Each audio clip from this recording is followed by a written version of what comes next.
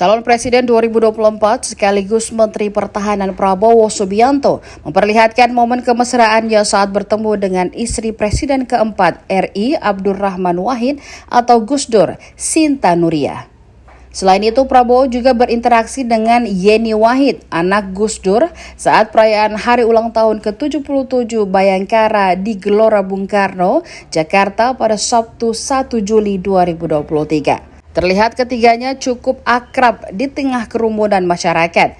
Bahkan ada momen di mana Prabowo sampai duduk berlutut di depan Sinta yang kebetulan mengenakan kursi roda. Melihat hal itu, Yeni juga ikut berlutut bersama Prabowo. Pada momen itu, Yeni pun sempat melontarkan candaannya dengan mengatakan akan segera ke Hambalang karena akan ditraktir kopi oleh Prabowo. Yeni selanjutnya mendoakan Prabowo agar selalu diberi kesehatan. Sebagaimana diketahui, Prabowo memang memiliki kedekatan dengan keluarga Gus Dur sejak lama. Pada bulan Mei lalu, Prabowo juga berkesempatan untuk berziarah ke makam Gus Dur di Kompleks Pondok Pesantren Tebu Ireng, Kabupaten Jombang, Jawa Timur.